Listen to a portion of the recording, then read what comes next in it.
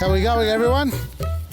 Standing in the fire pit area. I thought I'd do a quick recap on all our citrus. I did yesterday our kumquat in the pots as a topiary. Well, let's have a look at these citrus trees here growing in these felt bags that we have, or grow pots is what we call them, and see what's gone wrong with them and what we've done to rectify the problem. So we're looking at a mandarin tree here at the moment.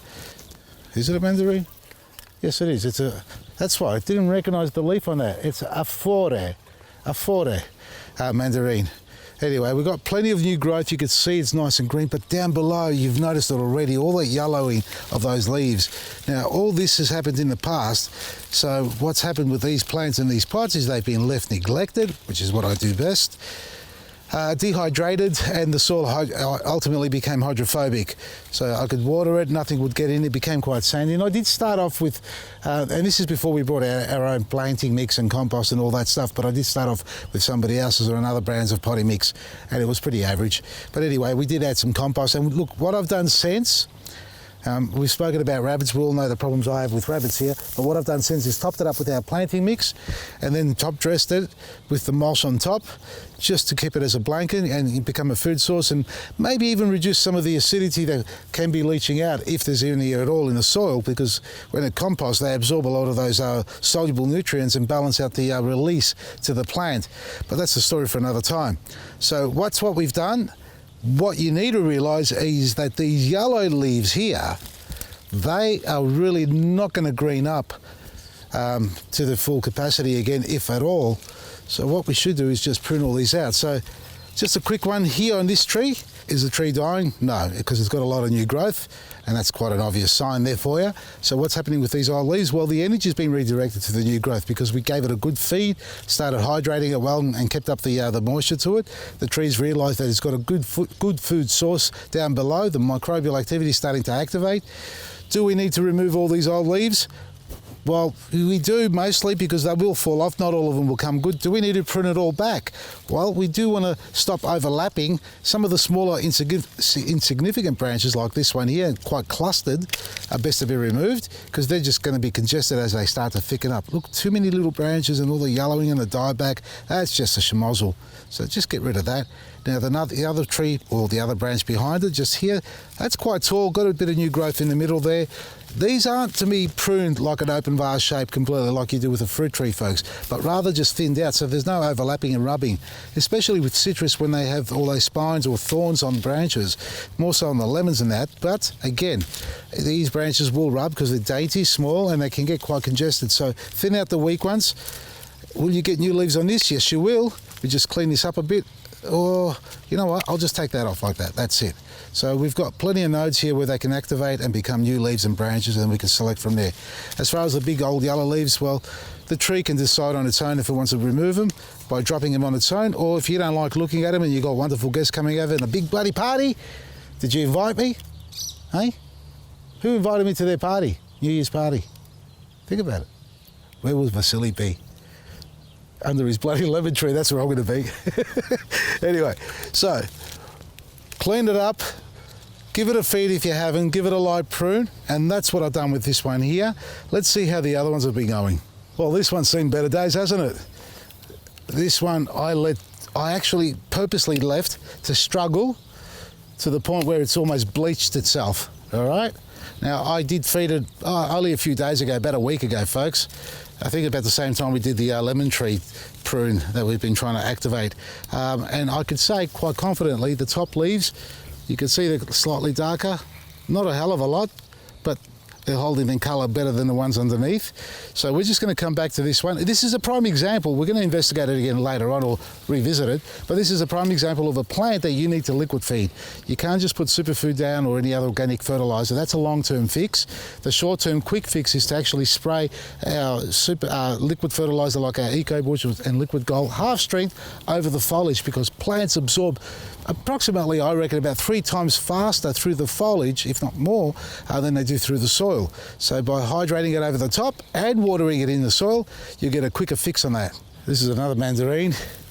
We're looking at an emperor here, folks, and this one here is just healthy, but what I'm seeing here is a lot of foot traffic on the bloody branches. Hey? Let me get rid of some of this dieback as well.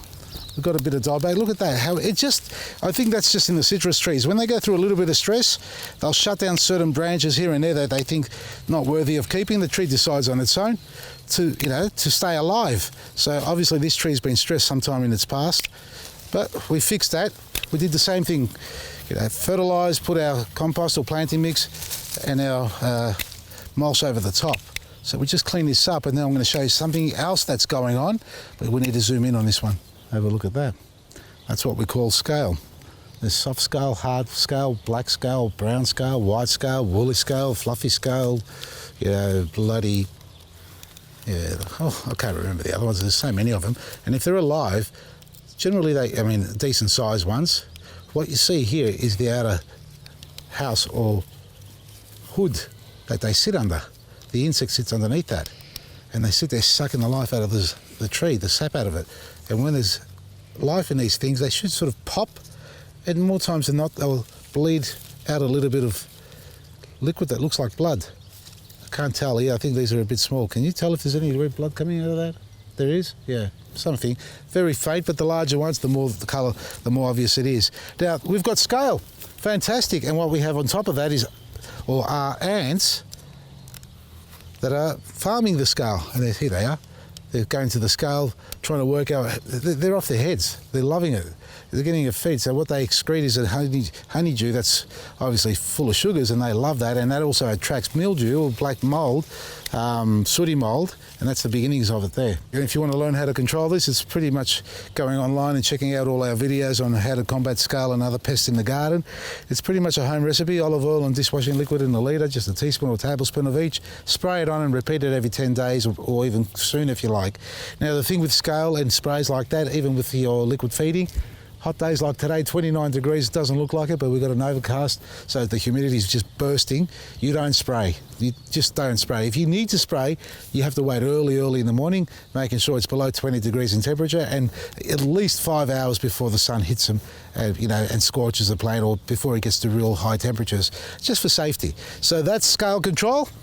So we've had, so far, dieback in the middle, yellowing off, we cleaned that off. The other one's been bleached, we're bringing it back to life. This has got scale. We're going to spray that later on when it cools down. What's this one got? This one's got mandarins that we simply love. And it's also got a little bit of dieback. What's annoying me now is the bloody rabbits have decided to come back to this one here.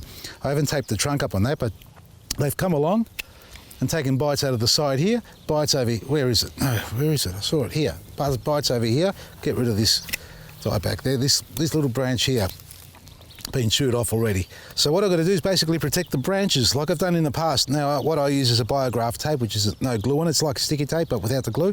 Just wrap that around the base of the trunk or along the trunk, and hopefully that stops them. But let's taste this. It's sweet as honey. That's what they call it, honey murcot. This one we saw last week, folks. This is mandarin we resurrected from the dead.